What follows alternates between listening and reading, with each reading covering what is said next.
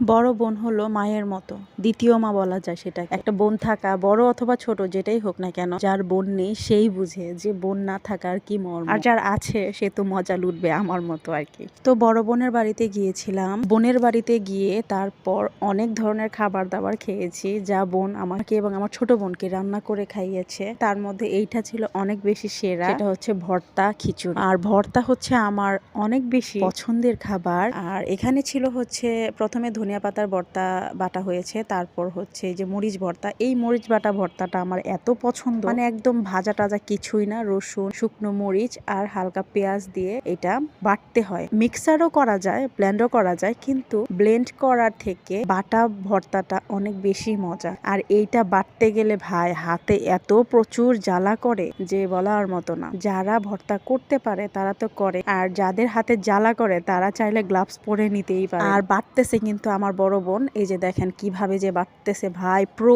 লেভেলের বাটাবাটি করতে পারে আমার বোন। এত ধরনের রান্না বান্না করতে পারে, আর বান্দার মধ্যে কোনো ধরনের আলসেমি নাই রান্না বান্না নিয়ে। সে হচ্ছে এমন একজন মানুষ যে কিনা মানুষকে রান্না করে খাওয়াতে অনেক বেশি পছন্দ করে। এই যে দেখেন কি সুন্দর করে বাটাবাটি করতেছে। আপনি যদি চান এমন কোনো মানুষ আপনার অপছন্দের জায়গা থাকে, তার কথা মনে করে কিন্তু আপনি এই বাটাবাটির কাজটা ভালোভাবে করতে পারেন।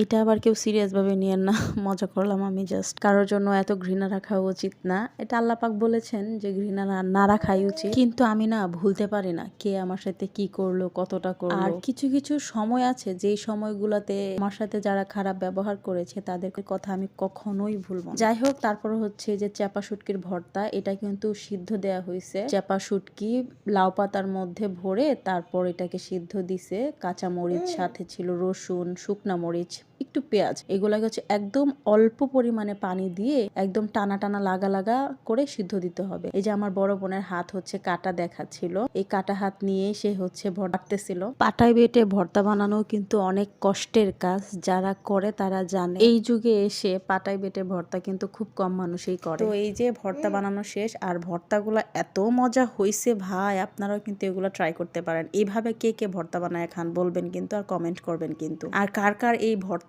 ভাত খিচুড়ির সাথে ভর্তা, ভাই আমি ভর্তা ভাত দিয়ে, খিচুড়ির সাথে, বিরিয়ানির সাথে, আমি সব কিছুর সাথে এই ভর্তা দিয়ে খেতে পারি, কারণ আমি একজন ভর্তা প্রেমী মানুষ।